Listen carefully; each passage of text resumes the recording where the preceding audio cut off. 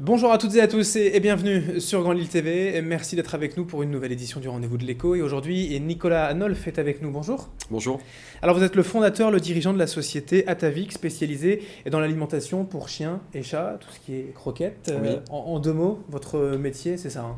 C'est exactement ça, on est la marque en fait, hein. Donc on a créé ce concept et créé cette marque dans le courant de l'année 2012 et donc on anime les ventes d'Atavik et son développement. Alors 2012, l'historique vraiment de la société, c'est aussi récent ou... Alors la société est récente, après c'est un projet qui remonte à très très longtemps, qui est basé sur une expérience personnelle, c'est-à-dire que j'ai élevé, je continue de m'amuser un petit peu avec des chiens en concours, donc des Rottweiler, donc plutôt des gros chiens. J'aime toutes les races de chiens, mais c'est vrai que mon parcours est plutôt dans le gros chien depuis 1995, donc j'ai eu l'occasion de faire un certain nombre de constats sur le lien entre la performance, la santé et puis l'alimentation. Et c'est donc fort de ces constats que j'ai décidé donc de créer une gamme de produits. Voilà, c'est un projet qui remonte un petit peu, mais qui est basé vraiment sur l'expérience personnelle. Donc l'idée, c'est d'adapter bien mieux en fait la gamme de produits aux besoins des animaux, ce qui n'est pas forcément le cas aujourd'hui ou depuis plusieurs années. Oui, en tout cas, moi j'avais constaté certaines limites de produits de grande marque à l'époque. Je trouvais que j'étais un petit peu trop souvent chez le vétérinaire à mon goût. Je me suis longtemps demandé pourquoi, et puis finalement, comme le dénominateur commun quotidien des chiens que vous avez chez vous, c'est ce que vous mettez dans leur gamelle, puisqu'on est ce qu'on mange, c'est vrai pour nous, c'est vrai pour nos animaux aussi. La logique était de se pencher sur une source éventuelle dans l'alimentation à tous nos petits problèmes. On cherche toujours la méthode miracle.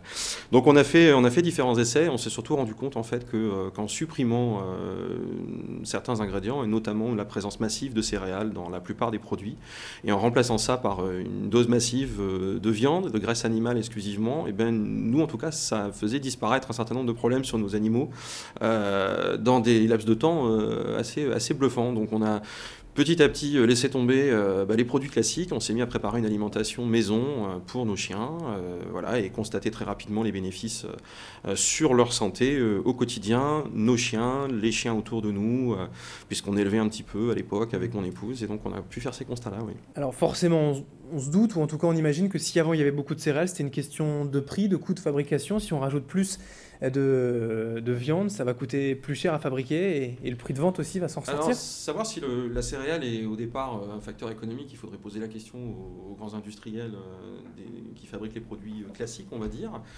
Ils sont mieux placés pour vous répondre. Ce qui est certain, c'est que c'est pas anodin d'un point de vue industriel de supprimer la céréale quand elle est présente à 60, 70, 80% dans un produit parfois, de la supprimer complètement et de passer de 12-15% de viande et sous-produits animaux à 65%, donc à 2/3 de viande et graisse animale de très haute qualité exclusivement dans le produit, et d'enlever toutes les céréales, ça évidemment ça renchérit le coût de fabrication, parce que la viande coûte plus cher que les céréales, Oui.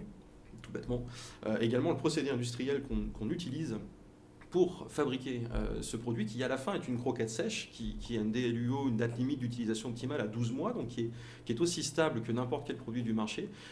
C'est pas tout simple, il faut faire entrer en jeu des technologies, des savoir-faire qui sont un petit peu différents des produits classiques et qui coûtent plus cher, qui sont pour l'instant beaucoup moins répandus. Le prix de vente aussi, donc on imagine, mais l'argument aussi c'est de dire que l'intérêt pour l'animal c'est d'être en meilleure santé, donc l'intérêt pour le propriétaire c'est finalement d'avoir moins de frais aussi de santé. Oui, vraisemblablement. C'est-à-dire qu'il y a des études assez précises qui sont faites sur le chiffre d'affaires des vétérinaires, qu'on appelle vétérinaires de ville, enfin des spécialistes des petits animaux, donc des animaux de compagnie, et qui montrent que quand on met bout à bout en fait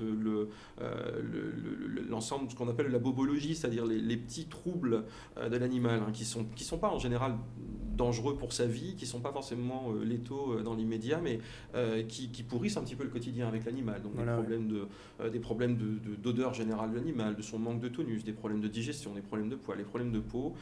Et bien quand on additionne le traitement de ces petites maladies-là et puis tous les médicaments qui gravitent autour, on arrive à peu près à 50% des dépenses dans la vie d'un animal. Donc il y a à peu près la moitié des dépenses vétérinaires de la vie d'un chien ou d'un chat, statistiquement, qui est liée à une alimentation inadaptée, tout simplement. Donc il est vrai que nous, on part du principe que investir 10, 15, 20% plus, on va dire, dans l'alimentation quotidienne de l'animal, en réalité, c'est un investissement qu'on fait sur une espèce de capital santé, quand on constate que le produit lui réussit. Et aujourd'hui, sur ce principe, au marché local, national, comment ça se passe par rapport à la concurrence ?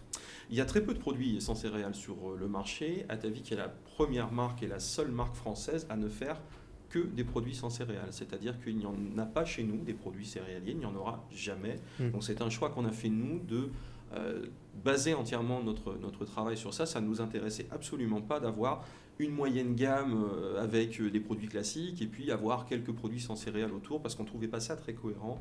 Donc on est allé au bout, on va dire, de notre conviction. Il y a encore très peu de marques sur le marché et le consommateur aujourd'hui qui veut se débarrasser des céréales n'a pas énormément de choix sur le marché. Beaucoup de gens se tournent vers ces préparations maison à base de viande que nous-mêmes on a expérimenté avec nos chiens de concours, mais ils en perçoivent aussi des limites parce que c'est pas pratique au quotidien de faire cette tambouille, on va dire, pour l'animal. C'est pas facile, il faut y penser, il faut s'approvisionner, il faut stocker, il faut portionner, donc c'est très contraignant. Et puis finalement, si 92% des chiens en France consomment occasionnellement ou tous les jours des croquettes sèches, c'est avant tout parce que c'est pratique dans la vie quotidienne des gens, c'est facile à doser, facile à se procurer. Voilà, donc les gens se tournent vers cette praticité. Et on a voulu donc nous arriver avec ce produit un petit peu idéal, en tout cas pour nous, le meilleur des deux mondes, c'est-à-dire les bons ingrédients dans les bonnes proportions, mais dans ce format pratique, puisqu'encore une fois, Atavik reste une croquette sèche qui tient 12 mois dans un sac et qu'on peut donner aussi facilement que n'importe quelle autre croquette. Très bien. Merci Nicolas Nolf d'avoir été avec nous, fondateur et dirigeant donc de cette société Atavik basée à Denain. À Denain, merci à vous. Merci et bonne continuation, bonne journée à toutes et à tous. Et dans un instant, l'info continue sur Grand Lille TV.